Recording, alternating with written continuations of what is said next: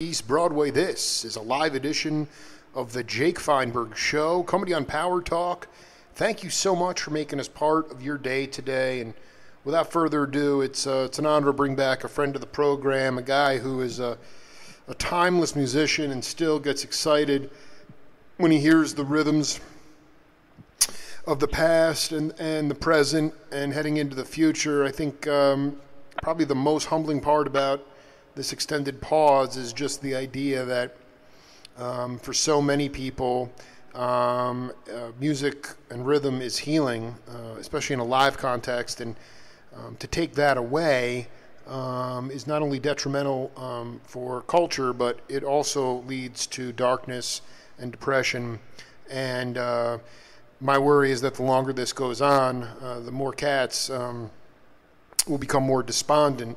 And so it's important to reach out to my elders, even though they have never lived through anything like this either, because they have a longer arc of history and a better understanding of where or how we can maintain and stay in the present and access the spirit mind and leave the thinking mind. Joe Hunt, welcome back to the Jake Feinberg Show. All right, thank you, Jake. Good to be back, man. Good to hear you, man. You know, I just wanted you to talk about the idea of the importance of live music. I mean, I was transcribing one of my interviews with Al Di Meola, and he's like, technology is so advanced, and most of it is being made, used for modern weaponry. So there's always been a safety issue. And then, as it relates to music, the record industry is basically kaput. The days of people being able to write songs and then get them to or even work with a songwriter, and then it goes to an A&R department, then it goes on demos, and then it gets, then it goes into recording. That's gone.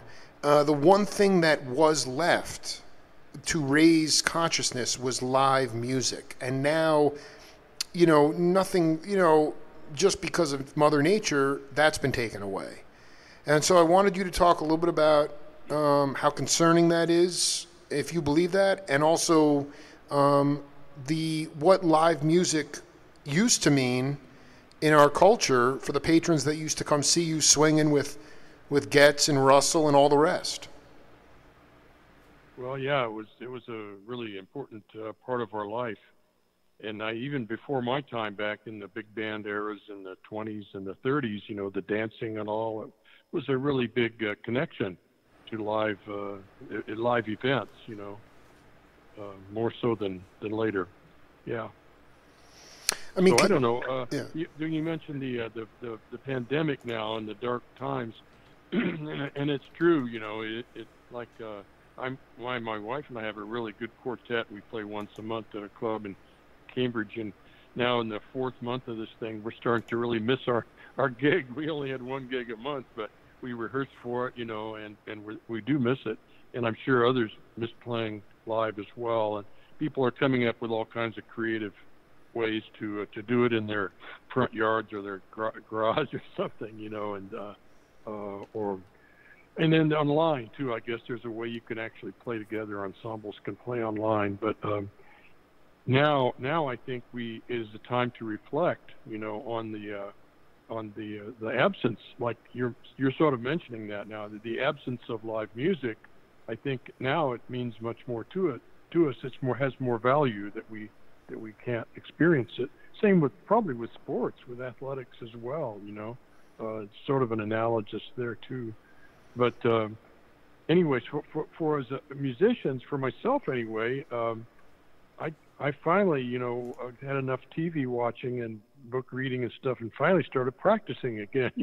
I haven't practiced in years, but I've got one student online, and he's sort of kicking my butt. So I'm getting the books out and practicing on the rubber pad and listen to the masters, that came before us, and better appreciate, where we are now. There's a lot of stuff we can do now, that's going to be, and this thing's not going to go on forever, and we will be playing again at some point, and then when we are, we can come out of it the wiser, and if we're smart with our time, I think. Yeah, I mean, I think it's important to talk to someone like yourself who was on the bandstand, has been on the bandstand for the last 70 years. I mean, it's all well and good that people can be resourceful or creative and, put up a PayPal account or a Venmo account and get virtual tips playing online or playing on the porches. I mean, that's great. I mean, I think it's fantastic. But, Joe, I mean, the situation facing musicians was already dire. It was already a dire situation going. Listen, I don't need to tell you, the Schillinger House. Yeah. For all I know, I mean, Ernie Watts would go. Charlie Mariano would go there to get off the road because the road would eat you alive, or to learn a new instrument. And that place was already for established professional musicians. It wasn't a place to go to learn, quote unquote, how to be a musician and then walk into a world where it's not really a profession. And I guess my question really is, it was already really, really rough before, and I don't really know. I mean, road dogs, people that were on the road, that was the only way to make money, and that in itself was sort of a laughing stock because the venues rip the musicians off. And I just wondered, I mean, looking back at your studio work, especially in the 60s, can you say that you were, putting aside any personal issues or, anything else in your life, were you getting ahead financially at that time? Yeah, for a short time, yeah. We were talking before about radio registry and all the jingles and stuff, and there was a lot of work. If you could read well and do the job, there was work. There were subs of subs in New York. I was talking New York City. Yeah, there was a lot of work, a lot of show work, and it was abundant. Toward the end of the 60s, it kind of thinned out, and by the 70s, I have a kind of a theory about the 70s. When the 70s rolled in, actually before that, but the Broadway shows became rock shows, right? Right. And for example, Godspell, which I played, was bass player, electric bass, Fender bass, drums, and I think guitar. 3 guys on one side of the stage on a riser, and on the other side was a keyboard conductor playing Rhodes and a synthesizer, and that was the band. That replaced a full pit orchestra. They had prior. So, I mean, a lot of people lost work with the rock movement, with these small ensembles on stage. I think Hair also had a very small, I didn't do that one, but it had a very small rock group too. So, I mean, just by numbers, that kind of happened overnight, by in the late 60s. And then by the 70s, we had all the synthesizer stuff, the disco music, the pre-recorded beats and whatnot, and it's sort of that was a real blow, to the professions, prior. You can kind of use 1970 as a kind of a date that turned it around. I want to. This is so beautiful. I want to go deeper. This is why Joe Hunt, I mean, is a magician.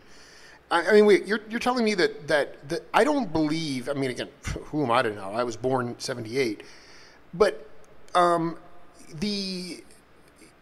would assume that by the late '70s, early '80s, that what you described would be full on. I don't. You're telling me that a guy with a synthesizer was creating all the horn charts? I mean, Blood, Sweat, and Tears was still raging in the early '70s. That was a full brass section. I mean, do you really know the exact year you started doing Godspell?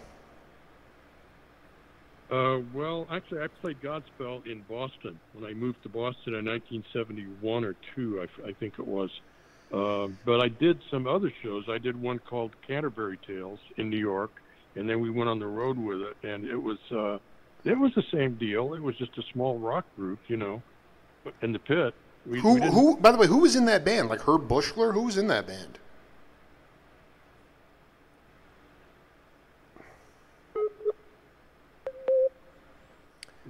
No, Herb Bushler. I never played with him in any shows, but it was just a small core rhythm section, basically, Jake. Just a rhythm section. The Canterbury Tales had a couple of brass players in it as well. but it was a real cut down, ensemble that, like I used to do the bigger shows, Promises, where there's a full string section, beautiful history of the Broadway show. There'd be 30, 40 people in the pit, a percussionist, drummer, the whole show, it works. And then what was another one? The Me Nobody Knows. I did that one on Broadway. It was one that was Michael Jackson's first appearance. He was a little kid, and the Jackson family was in it. And there was a little tiny band that played off stage. It was a pretty good band. Jimmy Knepper was the trombone player. Oh. There were a couple of other really, famous, New York jazz guys who were, those were good gigs if you could get a steady gig like that, because you could make some steady money, So I look around the pit, I did a sub. That wasn't my gig. It was Jimmy Madison's gig, and I was subbing for him. Dude, I love Jimmy Madison. Dude, that dude, I can't believe you just dropped it. I interviewed him like 10 years ago on my show, and he was a modest, humble cat, Oh, he's a great drummer, a great guy too, funny guy. Yeah. But I got a quick funny story. Go ahead, man. Gig. Yeah. So I talked to Jimmy because we did subs for each other, a lot of subs in the '60s, and I was a good reader, so I got into that clique of doing subs for shows because I could do it. I wasn't great at it, but I could read okay. Anyway, so I had a bunch of subs I'd be doing for different people, and Jimmy called me and said, "Man, I need a sub for the Me Nobody Knows show, the one with Michael Jackson." So the way it usually works is you go in as a sub and you kind of sit in. You just watch the guy play the show a couple of times, then you do it. So I said, "Yeah, I'll be glad to do it. I would dig it." So this was a weekend or something. He called me, and then he calls me on a Wednesday morning and says, "You got to do the show, the matinee today." I said, "Jimmy, I never heard it. I don't know what it is." he said, "I'm sick." He says, "I got the flu. I can't work. You're my sub. You got to go do it." Oh shit, man. So I go in, and that's when I met Jimmy Knepper. He was next to me, and so I'm looking over the music, and it's just like, this is pretty easy band charts, mostly, and we're in this room adjacent to the stage, and there's a little hole in the wall, and the conductor's in our room, and he's looking out onto the stage, and he's going to conduct us, So right before the curtain goes up, Jimmy looks at me, pulls me over, says, "Come here." So I go, he says, whispers in my ear, he says, "Whatever you do, don't follow the conductor."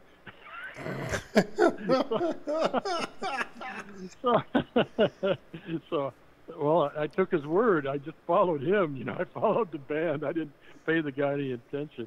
And it went pretty well, actually. The conductor was flailing his hands all over the place, and nobody was paying any attention to it. It was funny. Wait a minute. You're telling me that how did it, you guys just sort of figured it, felt the music on your own, and just, I've never heard of anybody just ignoring that's hysterical, but or maybe the guy didn't know what he was doing. No, he didn't. He didn't know. Okay, he had no idea. Some conductors have a reputation that way, they get over physical and emotional, and you have to learn to kind of not pay them a lot of attention. So that was the way with this guy. And these guys had been down there. They've been doing it every day, 6 days a week and 2 matinees as well, so they could do it in their sleep, So those shows sort of played themselves. Anyway, that was a fairly large group. There was probably 10 guys in that room. So it was a small band, It wasn't like the rock, but that was a rock show too. Actually, it was kind of a rocky '60s rock thing. It was rocky. But, no, I want to go back to this. So, when was the first time you actually wound up in a pit, and was it a huge orchestra that pre-rock? Let's say pre-65. You were doing a lot of bossa stuff, going, playing with Getz and those cats. And when was the first time you were actually in the pit? I was, Chuck Israels and I have always been very good friends, very close friends. Oh, I love that cat. I got to talk to that cat, man.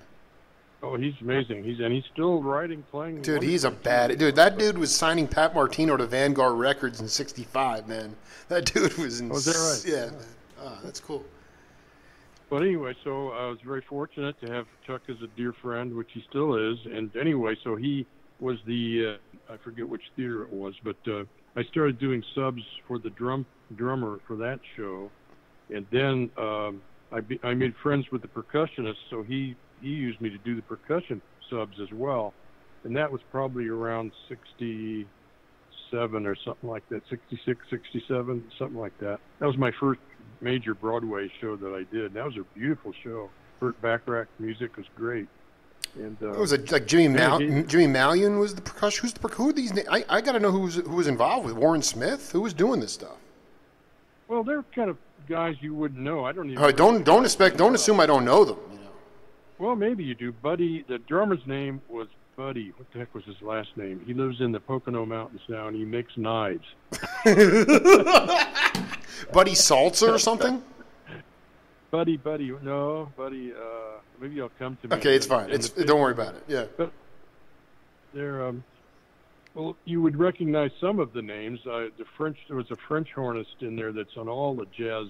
Oh yeah, dude. Oh God, I know I know who that cat is. He was sort of but anyway, there. You look around and see these, semi-famous guys, like him. But it was a good ensemble. I mean, it was beautiful. I'd get goosebumps just listening to the strings and the music was with Burt Bacharach's score was gorgeous. So that was a great introduction for me, and kind of spoiled me actually. The stuff I did after that was more rocky stuff, I guess, and not quite so interesting. But it was a gig. Like I said, there were a lot of gigs, and so we just sort of grabbed them when they came up. Julius Watkins, right? No, it wasn't. It was a guy like it. Ray. His name was Ray. Ray.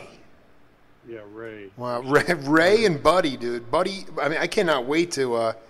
Well, I'll have to email you later. Yeah, it's fine. No, let me ask you a question. Right. I mean, I just want to go back to the idea of the economic part of it, because not that you were. I shouldn't just assume, but I mean, intellectual property is non-existent today in terms of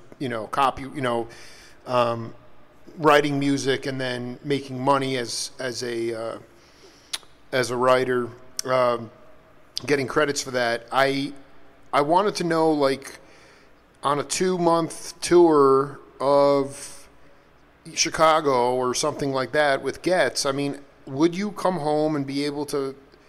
Were you, like, obviously you weren't in the studios, but coming back from the road, what was your financial situation like? Because the cost of living was so reasonable. Yeah, it was. Well, with Getz, I made, at the height of my time with him, after a year and a half, I was making $250 a week, which would be. But that's if we worked, which we did. We never stopped working, so we didn't really have. That's so time cool. off. Yeah, no, I know. So it'd be like being on salary, but it was actually $250 a week. So that's $1,000 a month, to live on, and you could do pretty good with that. I had a wife and kid though. I was living in the Bronx, in a basement apartment, so I didn't, to pay health care and to function with a family. It's kind of tricky. Even with that bread was kind of rough. So it's kind of funny. I never had a record player during those days. When I was younger, I had one, of course, but when I was out, with my family and stuff with Stan, I didn't have enough money to buy a stereo. I mean, I had some records, but I didn't have anything to play them on. So I found that to be kind of funny. I was recording, but I had no record player. Finally, we played somewhere in Washington, and it was some electronics store, and this guy made phonographs for each person in the band if we wanted them. Oh, that's cool. And so he gave me one. He gave me a record player, so it was terrific. But I mean, I couldn't afford to buy a good stereo. There was no extra money to spare, with the family. So it was tight, but we made it work. I had a Volkswagen car, didn't use much gas and stuff, But I was working with a name band, and still it was kind of rough, So I can imagine others, that were, not doing that well as jazz players. It was very difficult. But that's why I moved into the, like others did, we sort of had to, I guess, by necessity, into the play well. If you could read good, you could get a lot of gigs. But it wasn't jazz. Jazz was tough to make your living playing jazz, Right. I mean, can you talk for a minute about Oh, you just talked about playing all the time, and the fact that you're just beginning to, with this this pause, you're getting a chance to practice again. And I'm going to read this quote from the late great Joe Porcaro, who just left us. I'm not sure if you heard that or not. And, I did, yes. Yeah, so he said in one of our interviews, he said there are clinics that his son Jeffrey Porcaro, did at Musicians Institute. There's one that he did towards the end. It goes on for about 2 hours, and the kids are asking him questions. They're freaking out that he didn't even have a set of drums at home. From the time he made that Boz Scaggs album, I don't know anywhere Jeff lived where he had a set of drums to practice. Between you and I, the only practice that he did was on his coffee table on Sunday afternoons during the pro football games. He had the Ludwig rubber pad that fit on the table. That's the only practicing he ever did, because he was playing so much. He never had time to practice. Is that fair to say? Right. Yeah. Okay. So explain.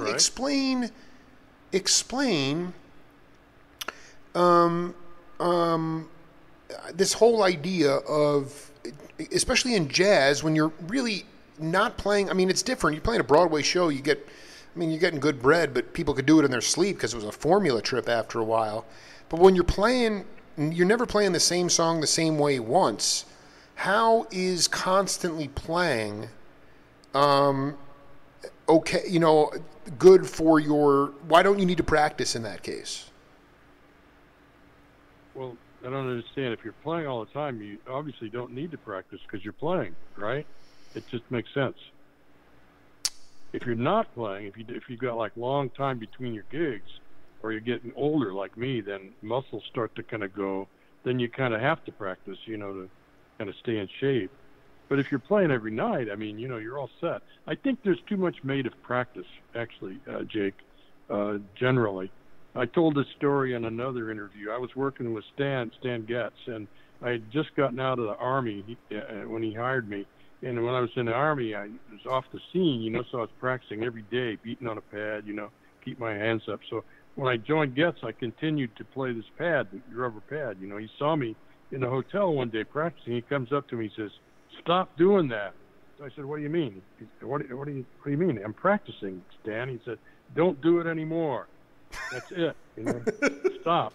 So it freaked me out, man, So I went to Gary Burton, who was my roommate. I said, "Gary," I said, "Stan told me I can't practice anymore." I said, "What do you think?" He said, "What?"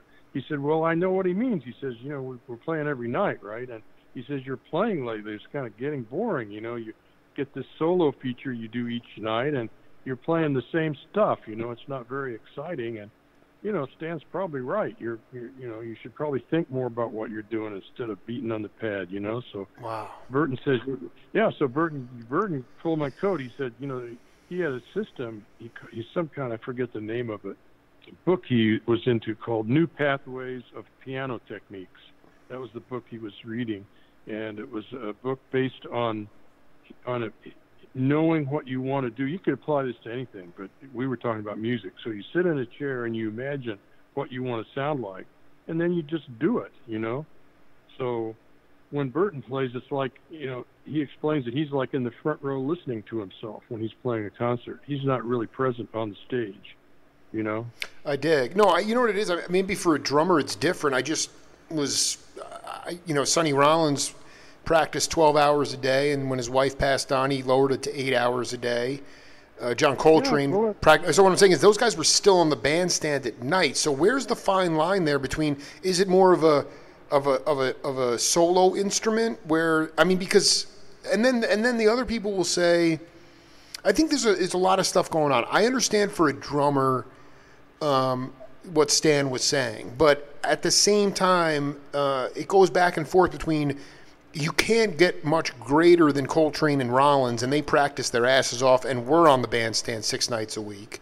So I'm just trying to find this line. Everybody's different. Everybody's different, Whatever turns you on, whatever works for you. But if you're practicing for the sake of practicing, like I was, I was beating out paradiddles or whatever it was. It wasn't right. Really you weren't searching for a new land of rhythm or something like that. I guess what I'm trying to say is, do you feel there was a certain point, why would Cats recommend you for gigs? Because you're playing with some of the most like elastic musicians. Gets this one guy we focused on George Russell last time, and the guy I really want to hone in on now is the late great Don Friedman. These guys were not playing square, straight ahead stuff. Sometimes they were, I guess, but most of the time it was they were stretching the vocabulary. So, I mean, how did you learn? Did you feel at a certain point that you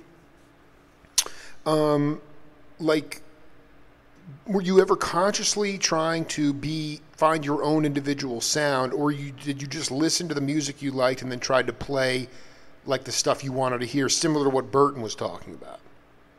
Well, first of all, I was a kid. I mean, I was a kid at the time. This is, then I was just going for stuff. And Stan loved to swing, and I could swing good. That's why he hired me, So, but at some point, after months went by, he wanted more than that. He wanted, deeper involvement, engaging in the music, So that was his reason, I think, in hindsight, for saying that. And I was lucky because that was a prelude to getting fired. If I hadn't changed, I would have been gone because, he could have got somebody else that would give him what he wanted, and eventually he did get Roy Haynes. So, but anyway, Wait, but I want you to explain. This is really important. Everybody's different. No, I understand, but I'm saying when I want you to explain this to the layperson who's listening. What do you mean getting more involved in the music? A lot of drummers today, and I'm not a musician, but a lot of drummers say, well, my job is to keep time. What do you mean getting more involved, more melodically? Can you stretch out on that? Well, in my case, I was beating on a rubber pad. Well, if you take that and you take that to the bandstand, what does that do? I mean, you don't do that on the bandstand. You hit a cymbal, you try to make magic on it. You try to get a certain sound on it, and you can defeat the purpose by, doing the opposite. You understand? Absolutely. So I mean, it's the same with the guy who practices scales all day long. I have. Berkeley students used to say they practice, for hours and hours, and would never get any better. Whether if the way they practice in the head shape of their head, is so important. For example, I've had drum students who get in that rut. Drummers get into that a lot, over practice. So I tell them, take a break, take a vacation. Then they say the same thing that I thought when I was with Stan. What do you mean? What do you mean? I have to practice. I say, instead of practicing, go over to the Boston Symphony Hall and listen to the symphony rehearse. Listen to some music, instead of beating out the drums, and improve your musicianship. Begin to hear, new things, new sounds, new ideas, Don't get ahead of yourself with your own limitations, But I mean, you're talking about Sonny Rollins, who's a genius, and it suits Nuke. It suits him to practice, it works for him, and even his practice sounds great, but when he practices, it doesn't sound like he's just running scales. I don't think. I heard him practicing one time. It sounded pretty darn good, I heard, another drummer who I love. Man, I'm bad with names today. Yeah, you really. Joe LaBarbera. Oh, Joe great! LaBarbera. Yeah. He's one of my favorite drummers. And a friend of mine. He came to Berkeley one time, and he wanted to practice because he had a gig in town and he wanted to use my studio. So I said, "Yeah, man. Well, you can practice my drums as long as I can listen to you, because I wanted to see what he's practicing, right? He's played so good." So, I stayed there, and Joe started playing my drums, and man, the cat sounded so beautiful. It's like he's playing a piano, man. He was playing all these beautiful phrases, He wasn't beating out rudiments and stuff. He was making music, It was such a treat, That's how he practiced. So, people practice different, I'm going to say that the drummer you're talking about is Buddy Saltzman. No, it's not Saltzman. That wasn't his last name. Jeez. But, so let me ask you. I mean, when you got when Burton pulled your coattails to what Getz was talking about, how did it fundamentally change? Not necessarily your time feel or anything, but did you even? Maybe you didn't get feedback, but how did it change? Were you more interested in being Did you get out of the rut? And if so, how? He threw me a life raft basically, and I did it. I sat in a chair and I thought about how I wanted to play that night, because we played the same stuff every night, same songs, so I began to hear it in my head. And then when I went to the gig, I actually tried it out. I just sort of let myself go. And when it came to my solo spot, I played pretty good, I guess, but I wasn't even there, man. It was like smoking weed or something, but I wasn't. I was sober, Sure. And, I was like just listening to myself, enjoying it. And afterwards, Burton came over. Stan did too. They came over and said, "Yeah, good solo, man." They encouraged me, So it works. This stuff works. If you've got enough technique to do it, then you're all set. And I know Billy Higgins drumming, right? Of course. Of course. He's one of my heroes because, he does such little things sometimes, but it just makes the music so superb, when he'll just hit a tom-tom at the right point, the right moment, or it's just so amazing how the little adjustments that he can make the whole music so wonderful, There's all kinds of, drummers that can do stuff. And then you hear somebody like Tony Williams, and he'll be amazing. He'll blow you away with all of the stuff he can do, and it's great too, man. They're both great. It's not that one's hipper than the other one. They're both masters. But we're all artists. We approach it differently. So I think the main thing is to kind of find your art, find your voice, and just let that be heard, or that's the main thing, I guess. I guess also, I'm not, you said before this, after the TV and the books, you're back to practicing, and you haven't practiced in years. And yep. I know that you've been teaching for many years, and you have the once a month gig, but you're not playing at the rate that you once were live. So did you just have your chops down? Why did you stop practicing, or have you, because it wasn't like you were out, doing Broadway Pit shows or people with Stan and stuff like that? Well, that's a good point. I think, in my case, I have to confess, I'd just gotten lazy. If Sure. somebody had called me to do a serious jazz gig, like a year ago, I'd probably have to turn it down because, they start to play, fast tempo or something, I'd be gone, I'd drag, so you do have to have your chops up. You can't just rest on, on nothing, or at least me anyway. I gotta physically keep moving, and there's a point where you got to do that. What do you find, like, now that you're sort of getting back into the practice seat? Is it enjoyable, or is it a strain? Is it like, are the challenges fun, or like how is it? It's got to be different. It's got to be unique now. Interesting. Well, it's a good question. I'm ambivalent about it. It makes me angry. It pisses me off because I can't do stuff that I used to do. You know? I do. I'm swearing at myself. God dang it! Why can't I do this? And it's sort of challenging me, and I guess I need it. I need to be challenged. So I've got these books written by a colleague of mine, Gary Chapey, a terrific teacher, who's written some wonderful drum books, and they're quite challenging. You gotta work on them to play them right. And I used to be able to do this stuff, and I can't anymore the way I used to. And I'm showing it to one of my students, trying to demonstrate. That's how it started. I thought I'd just whip out the sticks and wail away on one of these pieces, and I got about halfway through and stopped. I couldn't get through it. It was embarrassing, So that's what started it. And then now I'm, just before you called, I had the pad out. I've been beating the pad. Just going all the way. Stan Getz is like, stop that. Dude, this is so cool. Man, I like it. I really think it's, if you can approach it and even find a little bit of satisfaction out of those challenges, I'd say that it's working out okay.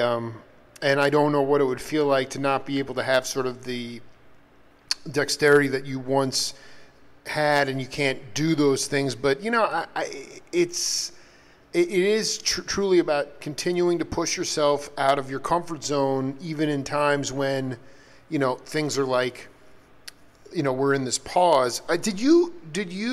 Right. I mean, Right. you're Good such point. a humble Yeah. cat. I mean, where did you learn to play marimba, bongos, timps? Were you with Bobby Rosengarten, Phil Krause? I mean, how did you? You know, you obviously Well, knew all the my percussion. had a really good teacher at Manhattan College, Walter Rosenberger. I don't know that name. He was the percussionist with the Metropolitan Opera Orchestra, and also he was a percussionist. Remember Sauter Finnegan Orchestra? the Absolutely, recording? absolutely.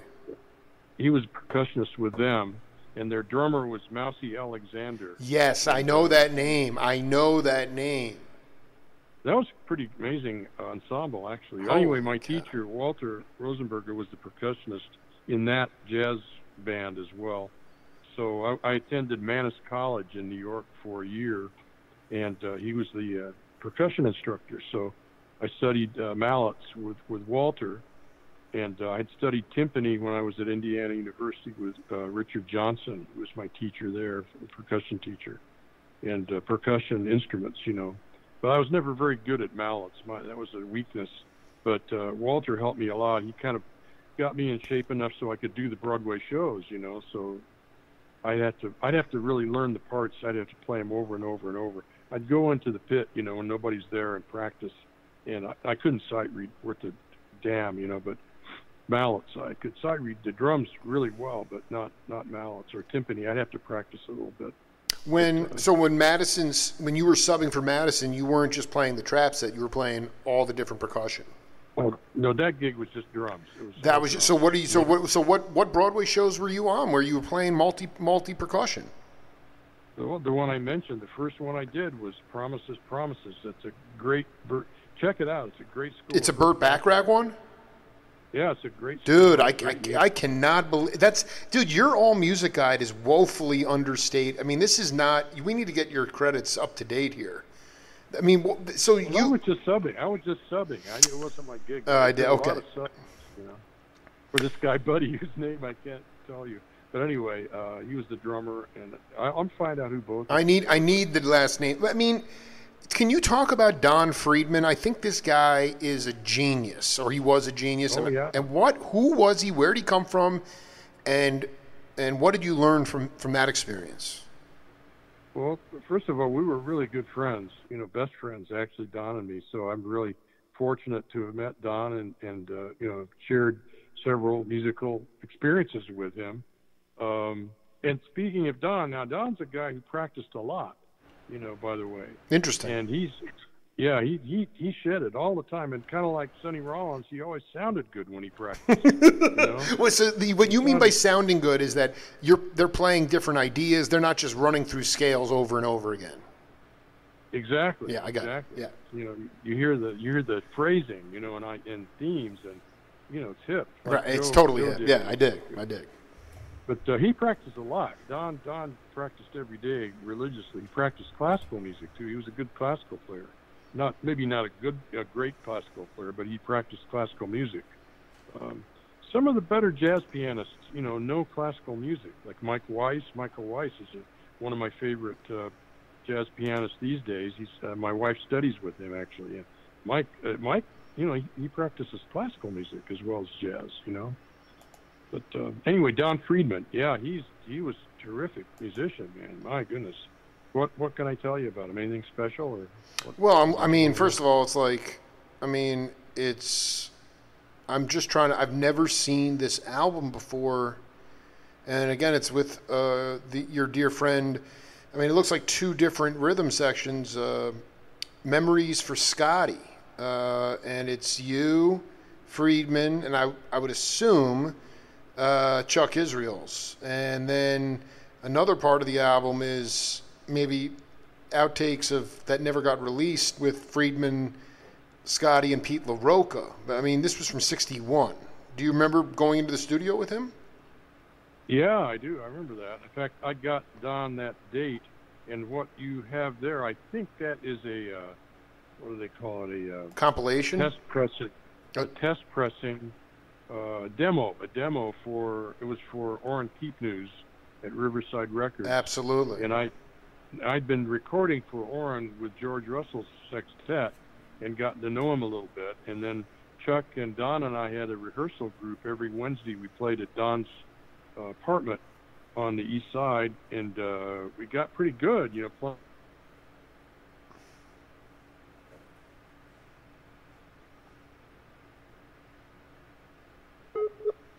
Let's see what it is. So that, I think that Memories of Scotty is the demo somehow for the record that came out called A Day in the City, is the record we made.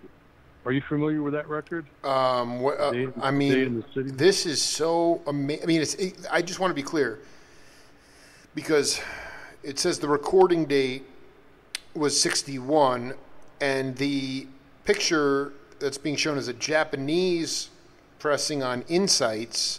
It says Memories for Scotty, but you're telling me that it actually was released under a different name called A Day in the City? No. I used to have that CD. I'm familiar with it. I don't know. I think I lost it. Anyway, it's two different, as you said, two different groups. It's one. I can tell you the whole story. I think they're both demos. They're demo, like demonstration. Absolutely. Recordings, right? Yeah. That were used to get a record session, and the first one got the session, Day in the City, which was recorded in 1961 by Orrin Keepnews for Riverside Records with Chuck and me and Don. It's a nice record. I just want to let you know, I want to tell you something right now. This is mind-blowing. I'm looking this up. I want to read you the review. June 12th, 1961 in New York was a big day for sure, a big day at least for the jazz community. That day, Don Friedman, a sort of avant-garde jazz pianist, closed himself in the studio with double bassist Chuck Israels and drummer Joe Hunt to record this splendid post-impressionistic trio album. He was in the middle of the jazz piano revolution that happened with Bill Evans in the 60s. The two pianists, Friedman and Evans, were close friends too and shared a lot of ideas. Friedman is quoted to say that Evans was his only influence. And it goes on and on and on. And it's all instrumental: dawn, midday, rush hour, sunset, early evening, night. Joe Hunt, the only available, there's a used CD for $48.66. I mean, and I'm looking. It's a collector's item. It is. I mean, you lost this thing? You don't have it anymore? No, I have the copy of the. I need a burn cut, dude. This is so. So wait a minute. Okay, so the one that I was talking about, Memories of Scotty, those were a couple of demos that were done by different those are demos. Yeah, and I should continue. The one with LaRocca, the reason for that one is I got, shortly after we made that in early 1962, I got drafted. I was off to Fort Dix in the Army, and Pete LaRocca swooped in and he got my gig with Don and Chuck, and I think that Memories of Scotty probably is a demo for their session, which is another very nice record called Circle Waltz. Are you familiar with that one? This is a treasure. You are a treasure trove of information. I'm not familiar with that at all. I mean, I'm looking. You know what I'm looking? You're absolutely right here. Listen to this. This is, in fact, this Memories for Scotty, whatever it is. It's this Japanese import that I'm looking at. It looks to me that only two of those cuts from A Day in the City made it onto that one, Dawn and Rush Hour.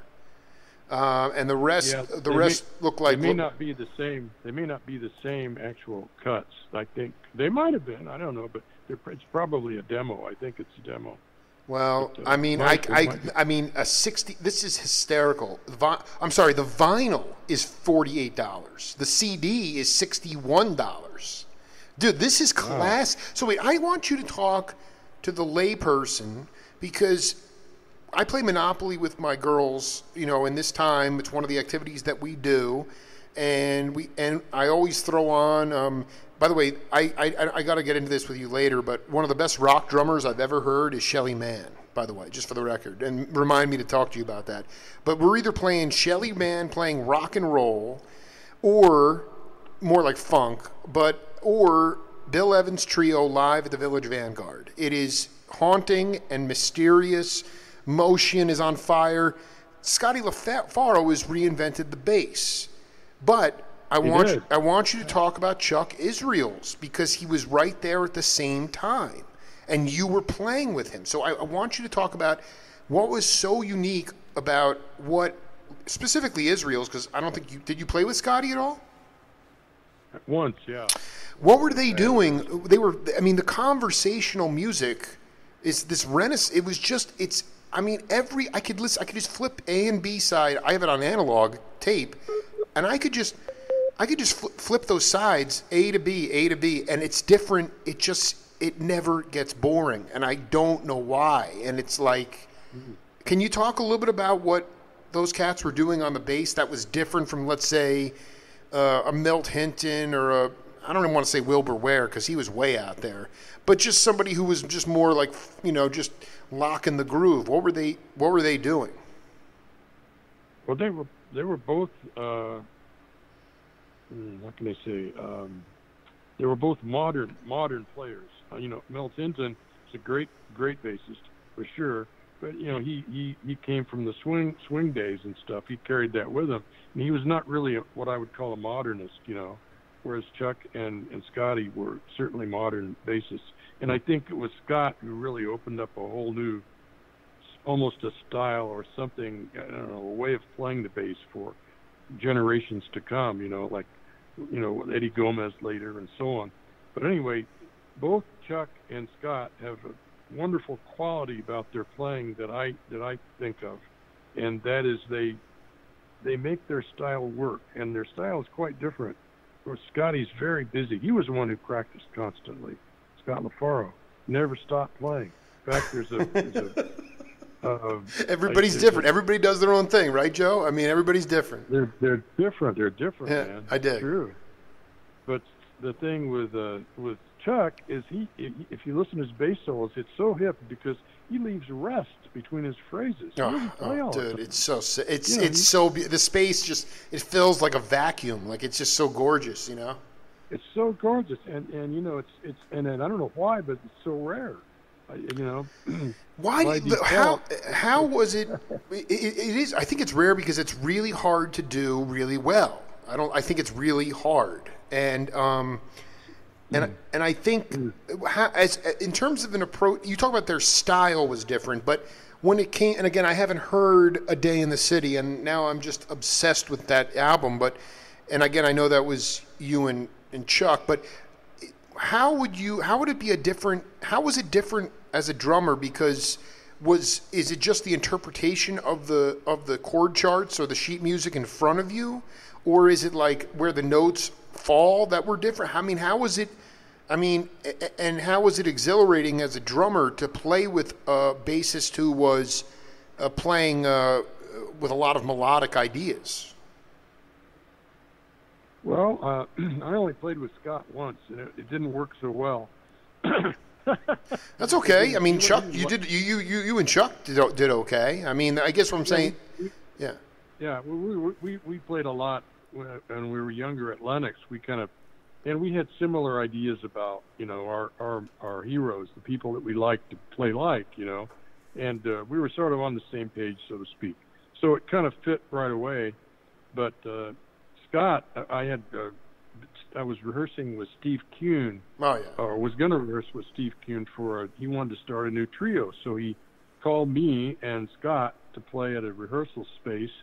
And we only played there for maybe 15, 20 minutes because Scott didn't dig my drumming at all, He wasn't happy with he thought my right foot was too heavy on the bass drum, and he told me, he was a cocky guy, too. If he didn't play so good, I probably would have got into it with him or something, But you should have kicked his so ass. Good. Yeah. No, I kept my mouth shut, But he tells me, you should come down to the Vanguard and check out Paul. So I didn't know what he's talking about, So he splits. The rehearsal ended early because he didn't dig it. So I go over to Steve. Who's he talking about? Who's this Paul? He says, that's Bill Evans' drummer, Paul Modian. So this is the first time I'd heard Bill Evans' trio live. So I go to the Vanguard to check this guy Paul out, And it's Paul Modian, with him and Bill. And it was like magic. And Paul he's like Billy Higgins. He just hit the sizzle cymbal at the right moment, and just one stroke. It'll be a fucking Buddha stroke. Dude, he was a Sufi. He was a Sufi. Do you know that? What is it? When John McLaughlin first moved to the United States, he was really freaked out by the intensity and the tempo of New York City, and so he was going to all these different sort of spiritual gatherings, more Eastern spirituality, and he would go to these Sufi dances. And Paul Motian was Sufi. Paul Motian was there. He was a Sufi, so he was. It was like he was like a Buddha. It was he was like he was following the muse. I just want to be clear. LaFaro said, "Yo, get hip to Paul." Was he the one that told you to go? Yeah. So I thought I was kind of hot shit in those days, but he told me off basically, and I did. So I go to hear him, and I knew what he meant. I dug it immediately. This guy. He knew how to play with trio, he just knew. It was so beautiful, so it really was a life-changing moment, I guess, for me. And I'm very fortunate I got to hang with Scott later, because he and Don were like best friends, Don Friedman.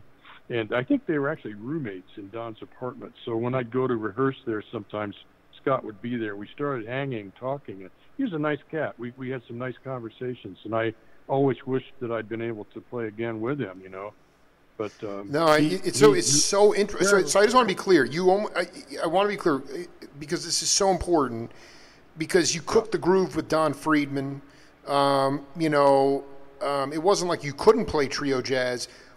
If you could sort of like encapsulate what was a life-changing moment about seeing Paul, not even technically, how was what he was doing different than what you were trying to do with Scotty and Don? Well, the rehearsal had been with Steve Kuhn, right? It's Kuhn, excuse me, yes. Yeah, and Steve is a pretty solid bopper, I guess you could say. I mean, I'd played with Steve with others before, and I kind of was playing the same way with him that I knew that worked. And with Scott, it just didn't work. It was too much drumming, too heavy on the bass drum. The way Scott played with Bill was like light as a feather, not a lot of notes. And he opened the door for Scotty, it was like an invitation. So he left all this room for Scotty to do his stuff, which was great, and it all worked perfectly, it all kind of came together. And that's what he wanted. Scott was very, he was a pain in the ass, actually, Scott LaFaro. I'm not the only one that had encounters with him. He had Pete LaRocca. He had Pete fired from Stan Getz band because he didn't like Pete and made. Can I just I think it's so. I just want to read you this, because Kuhn and I, Dan, we had a great hang, and he said, Stan asked Scotty if he'd be interested in joining the group.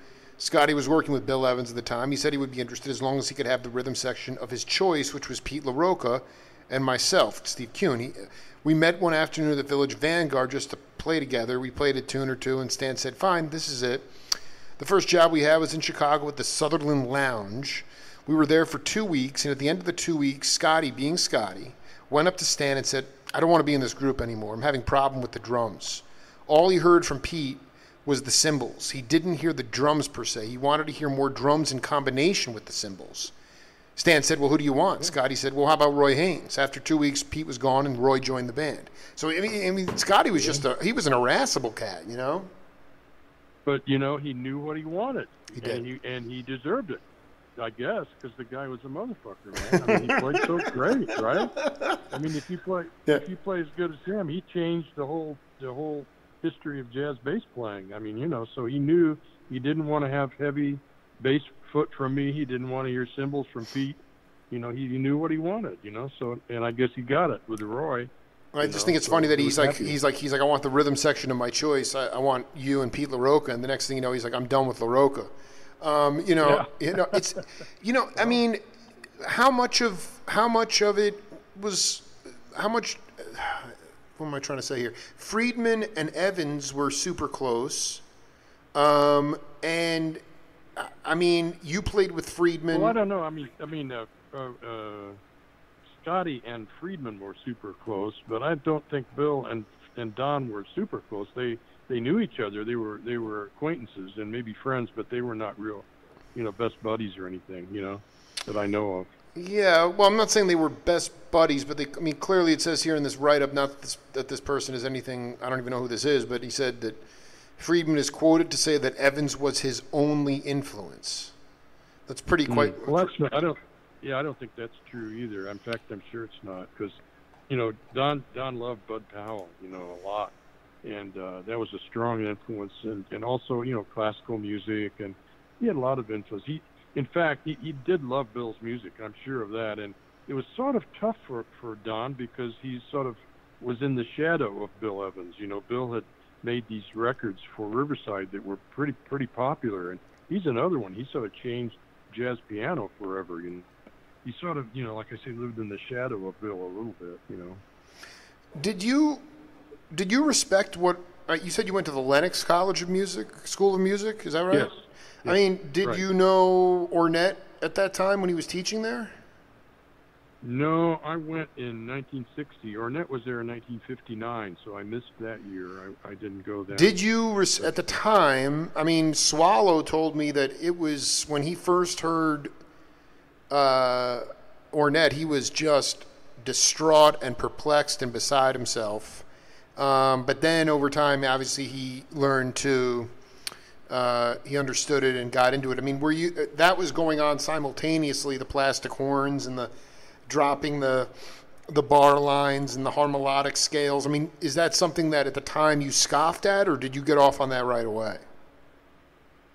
If I had not been playing with George Russell for several months and, I became George's student, I might have scoffed at it, actually. I'm sorry to say, but having, worked with George really opened my mind up to all kinds of things that I might have missed otherwise. And so first time I heard Ornette, I really dug it, and I dug his band too. He had a great band. Who was in the band? He had Don Cherry and Eddie Blackwell and Charlie Hayden. God.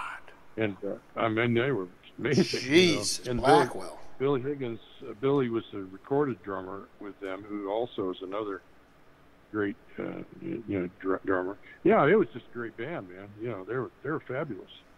They could hold your interest, and I mean, I still love to listen to those old records.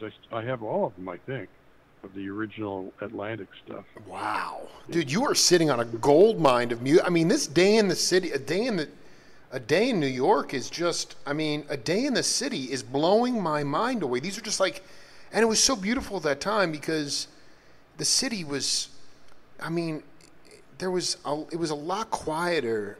If you listen to Coleman Hawkins' music from the 40s, that's a reflection of the timbre of the city at that time. I mean, Kenny Burrell would whistle. There's an album where he whistles. It's a Verve album. When I interviewed him, he talked about everybody whistle while you work, and you could hear the echoes from the whistling off the buildings. And even in this, like today, if you go to New York City, the traffic has increased 120%, at least it did before coronavirus, before 9/11. It's so claustrophobic. It is so insane, and it is so constricted, and yet at the time you made this, dawn, midday, rush hours, kind of frenetic, but I mean, it was such a different place. I mean, Steve Swallow used to play at I can't remember the exact name of the place, but I have to look it up here. But 5 a.m, the guy would come by and drop off fresh flowers, and it was just like the most delicious smell would be wafting up into this. Let me see if I can hear. It was called. So maybe you were here. I don't know. I mean, Swallow told me in the late 50s, early 60s, W. Eugene Smith's loft was a focal point for jam sessions. This was a building where Hal Overton, the composer, had a floor, and rehearsals for the Thelonious Monk Town Hall Big Band took place. Yeah. I remember that place. He said at 7 o'clock in the morning. Of course, they were still playing. The trucks would arrive from the countryside and dump off tons and tons of fresh flowers. This wonderful scent would rise up to the lofts. We'd be at that point just about finishing up for the night.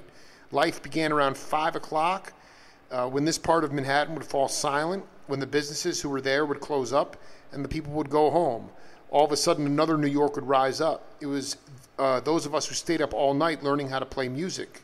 It was a wonderful, enchanted environment in the Chelsea neighborhood of Manhattan at that time. Did you frequent any loft scene at all? Yeah, a few times I went there. Yeah, it was a pretty good place for sessioning. Yeah. Yeah. Yeah. Who did you? Yeah.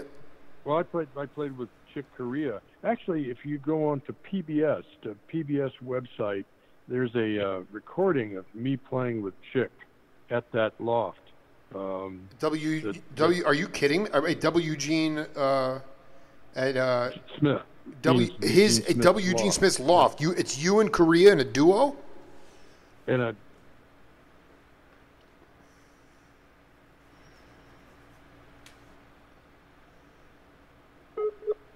by accident one time, but I think it's on some kind of a public broadcasting WGBH site of some sort. Actually, you know what? I think I can send you. Hold on. I just want to. You cut out for a minute. You said was it in fact a duo? No, trio. Who was on bass? I have the link. Yeah. Jimmy Stevenson, good bass player. It was in the loft. Oh my! Wait, so somebody there was like someone just threw a tape recorder up? Well, Smith apparently they say recorded everything that went on in this place. Oh he my had God. Reels and reels of tapes. Yeah, so they exist, Oh my! Because actually, Chick fashioned himself as a kind of a good drummer for a while, I think, and then he used to play. He was good. Yeah, he used to play with Barry Miles. Miles was really one of the nastiest piano players, but. Before we wrap up set 2 here, Joe Hunt, I wanted you to talk. I interviewed a guy who was in this band earlier. You were on one of these albums with Ars Nova, 1969. Yeah, those were in my rock years. See, but this is where the rubber meets. I want Joe Hunt. I love the rocky years for Joe Hunt. So, I mean, what was that? Who was that group? How were you even affiliated with them? Well, that's I don't know. For myself personally, it was kind of a dark period of my life. I guess I should confess, and I guess the New York life had kind of caught up with me. And as I mentioned, I'd gone to Mannes College and I'd studied there with Walter Rosenberger, and there a couple of other student friends from Mannes, John Pierce, trombonist, and Sam Brown, guitarist. Dude, please, Sam Brown, my God, dude. Sam Brown. Yeah, oh my God, I love him. We were classmates. We didn't know each other well, but we knew each other from our Mannes College on the east side of New York, where we attended at the same time. So anyway, they were organizing a second edition of this group called Ars Nova, which was led by John Pearson and a guitarist named Wyatt Day. And they had recorded for Elektra with a group, but they were reforming, and they called me and wanted to know if I wanted to join them, be a part of it. And I knew Sam pretty well, and we'd done some work together, and was a great jazz player as well as everything else, Sam Brown. So it sounded attractive to me, sounded interesting, because he was in it. Otherwise, I probably wouldn't have gotten involved with it, because I never thought of myself as a rocker at all. But anyway, so they had gigs and they had all sorts of opportunities and pretty good money, big money. So it looked pretty good to me at the time. So I got into it and made a couple of records, and we did tours and stuff. And we opened for some pretty major groups. We would open for Janis Joplin, Big Brother, Chambers Brothers. But I mean, it was. Hold on, because one of the original cats in the original iteration of Ars Nova was a drummer named Maury Baker, who wound up doing a lot of drumming for Tim Buckley. But I mean, I guess there's a couple questions off of this. Is how can you, as a drummer, create jazz aesthetic and feel within a rock setting? I assume that's why they recruited you. Well, like I said, there was a sort of a school chum, factor, I guess, alumni of this Mannes College. And it wasn't that I was a rocker, but being in the studios and doing jingle dates and whatnot, and playing rock shows, I'd begun to learn some skill, playing rock beats and whatnot, because I had to. But I never felt, like I was really a full-out rock guy, But basically, what we did, or what I did anyway, and most of the others, we'd get as high as we could, and then I'd stick cotton in my ears and get the biggest sticks I could get my hands on it and beat the crap out of the drums. That's pretty much, how it went. Wait, hold on, dude. Sam Brown, he's the don't print that, please. I will not print that. But I mean, it is the truth. I mean, you played the Fillmore East, but did you actually go out? Did you go on the road with this band? Well, we did we did. We didn't actually.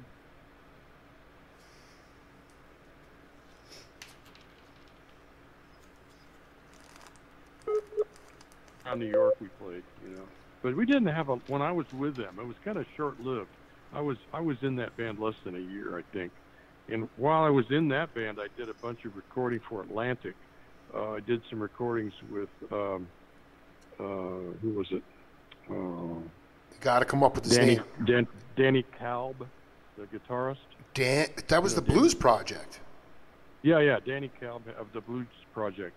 I did a nice record with him and Stefan Grossman, two guitarists. It came out pretty good. But I did some recording for Atlantic Rock. I got into the rock mode for a minute, and I guess I got fairly good at it, playing with the Ars Nova kind of got me moving in that direction, but it was kind of a dead end for me, I didn't really feel it was what can I say? I'm a jazz musician. I'm a ding-a-ding, dig-a-ding guy, I mean, that wasn't. I was a fake, I guess. Well, I mean, I don't think so. I think it's the same. I think it's there was also bread there. It was bread. It's good money. Oh, it's great bread. Yeah, I mean, listen. I mean, I just didn't transcribe my. I did 10 years ago. I did 2 interviews with Phil Upchurch, and his birthday was yesterday. So I'm transcribing these interviews, and he's talking about being on these sessions. Marshall Chess, brought in Muddy and Howlin' Wolf to do on Cadet Chess electric albums, right? It was Electric Mud was one of them. This is right around the time that you went into Ars Nova, and Howlin' Wolf. They plugged in, and they both of the artists hated the sessions. But what Phil said was Marshall did it to expand their audience, because the next thing you know, there are hippies running around with the album under their arm. So they were making some money on it, I mean, that's just what it was. I mean, aesthetically, they were authentic acoustic blues players and wailers and singers. So they hated the stuff, but I mean, it made some money. Sorry, I got a phone. Sorry. That's fine. I mean, Joe, when was the last time in your mind, is there, and you don't need to go real deep on this, but I tend to get lost in like my own little pocket, but is there interpretation, composition of music that can grow from the piano trios that we've been talking about? When do you feel like the last time you really heard a growth in the vocabulary of jazz music? Was it bebop? Was it the trio music? Where was the last time the music grew in your ears? The last time, you mean just listening to records or CDs? Or well, we went through Dixieland and swing and bebop, and then Birth of the Cool, and then it just seemed like it just kind of stopped. Like, did I miss something, or when, in your mind, where is the logical point for music to continue to grow from? I feel like with the Lynn drum machine and the drum tracks and the idea of bringing in a DJ instead of a quintet. I mean, we've just been cutting off the vocabulary of authentic human music, and I wonder, in your mind, the last time that you really believed in our cultural heritage, that the music grew. Well, I mean, I think again back to the '70s, at some point with video, when the word videos came Oh, in, you're nailing you it. know, Yeah. that became the time when the oral, the listening part, the ear part became secondary to the visual presentation and lip syncing and all that. And then it was a time when the music itself took a second place. Whereas back in the day of the first recordings, people didn't know what the artist looked like. They were just listening to a record, or listening to the radio. And Kate Smith, I mean, she was a kind of an unattractive big woman, but she had this beautiful voice, right? Right. But Kate would have bombed, in the '70s. She wouldn't have moved very well, I mean, stuff like that, I think the change from oral to video, or to that was a big change, which was Stan and Miles, and I mean all this great stuff, man. It was all over the place, It sort of came to and even Miles Band, and Miles Band got into their electric thing, and it's people seem it's still source of debate whether Bitches Brew is great or not. I mean, but it was certainly a turning point, to what had happened prior to that in Miles' career, and things changed, man. They just changed. I think I just want to be very clear, though, like from forgetting, like I think the Kate Smith analogy is very important as it relates to, the present day visualization of looks and, sort of entertainment value. But from a drummer's point of view, when video started to come out, do you feel that a lot of cats, not necessarily old school cats, but maybe, in the '70s, people all of a sudden started to, because of the visual component, started to comp the way people drummed because they were able to see it, as opposed to before when you would just wear out the needle on the record, listen to what somebody was doing, and then kind of just make up your own thing. Yeah. Well, Red Garland supposedly in an interview said that he didn't have a record player either. I guess he had a radio, and he'd listen to Count Basie every Saturday night, Count Basie's band, and he'd play along with the radio, and he'd learn to play these solos. I mean, that's how he learned to play, that's kind of how it worked, Well, he learned how to play like himself. He wasn't comping. The point is we have a homogenization of sound in jazz today, and I think it's reflective of visual learning to sight read and or video versus ear training and radio. It's a huge, stark difference, because if you're looking at somebody and you're copying and you're watching it relentlessly over and over again, then you're just going to sound like that, and there's nothing cool in my mind about comping what somebody else is doing. So it's really interesting to hear. I don't know, you were blessed that you were able to come through the late 50s and early 60s as you were, you weren't a great sight reader, but your ears were huge. And that's what's missing today in modern music, is that most younger cats are learning, jazz specifically, they're learning it by sight before they learn it by ear. So their ears are locked, Yeah, well, it's true. It's true. Yeah. Well, but I mean, but I think historically, it's kind of it's interesting because well, it's sad in one way, but it's interesting in another, that you can see why things did change the way they did. Absolutely. And good stuff happened too, by the way. It's not all bad, but as far as what came before, I think the music was connected before somehow. I don't understand it myself because I'm kind of a child of bebop, but.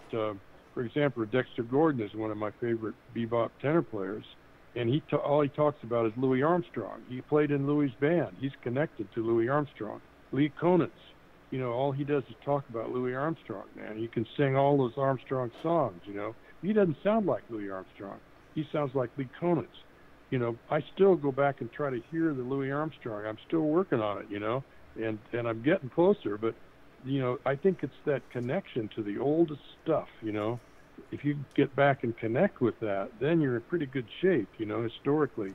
What I can connect with is some of like the Earl Hines bands and the Count Basie and Woody Herman, and even Benny Goodman. I'm starting to appreciate Benny Goodman more as I get older. Wow. And it's not modern. I'm a modern guy. That stuff not, yeah, but you're not a Lynn Drum. I'm telling you, man, it's all connected because I mean, not only By the way, did you know that Lee Conant's passed away? Oh, of course, yeah. Okay, you were talking about him in the present tense. I wasn't sure if you knew or not. Yeah, no, I mean, and that's the thing. You had to learn to sing on your instrument, and your ears. You could listen to a record, or you heard something on the radio. You didn't have the technology to rewind it over and over again. And then when the visual component came in, it became a lot more about how somebody was doing something, as opposed to the sound that they were generating or the unique touch. I mean, Eddie Marshall, that great drummer. I mean, dude, he is the sickest. He is the greatest freaking drummer, and I've never heard anybody. And most people look at him and say, today it's about conformity. Oh, you're not doing it the right way. There is no right way. You do it the way you feel good, and if it swings and it feels good, who the heck cares if you're hitting this or that at a different time? I mean, that's what made it magical. But you have to fit into the ensemble of the moment. Of course. You can't just flail away. I know, I get that. I'm with you on that. It's just when I listen you can start your own ensemble, if you live in a community where you have like minds, I guess, But other than that, then you look around to see what people are doing, And, just like when I was, supporting myself and the family in New York, I was just taking whatever gig that would pay the rent, So you've got the same kind of thing today. What are the gigs? What are people playing? And it's going to be real book. It's going to be, it's going to be a certain kind of a way in jazz, at least here in Boston. I'm speaking, for this area. But you kind of have to do a certain thing, a certain style, a certain way of playing to get into the click. You have to know certain tunes, certain songs, so on and so forth. Where am I going with this? It's okay. You said the key word. It's a click of conformity, because I can't tell who anybody is today. And I mean, there were plenty of clicks back then, but I mean, it had more to do with whether you were on junk or not. But you had Buell Neidlinger playing with Stan Getz. I mean, these people were taking the music so far into their own abstractions, and it worked. And then you had cocky people like Scotty LaFaro, who was like, "Yeah, I want Pete LaRocca," and then, "Oh no, I don't want Pete LaRocca." It's like, I mean, it was cool. It was about being yourself. And I think that in order to get into a quote unquote clique today, you can't be yourself. You have to conform to what that clique wants you to do. And I think that way. And it's antithetical to the fearless warrior quality of being a bop child like yourself. Joe, you always you've had a treasured career. It continues on. And it really is always a treat to talk to you, man. You always drop a lot of knowledge, and I appreciate it. Well, it's a lot of fun chatting. I enjoy it, so I appreciate it, Jake. I'm looking for students, by the way. I got one real good one, but I'm always up for some more. If any drummers wanted to do some work online, I've got a Zoom in my computer, so I can do that. I will look out for. I'll keep a lookout for you. Please, also, if you can, send me Buddy's last name. Yeah. Send me the link. Send your Buddy's last name and the link for the Korea thing. Yeah. And actually, can you send me? Can you talk to Chuck and connect us? I'd love to do an interview with him. I'll ask him. I'll ask him about it. He knows. He's hip to the Jake Feinberg show, but it would be I'd be remiss not. I need to get to Chuck. So just ask him and let me know what he says. Okay. Yeah. I will. All right, man. Good to hear you, Joe. Okay. Be well, man. Take care. Be safe, Joe. Be good. You too. All right. Thanks. Later, Dave. man. Bye-bye. Bye-bye. The legendary Joe Hunt. Very, very appreciative for Power Talk. That's it for now. See you later.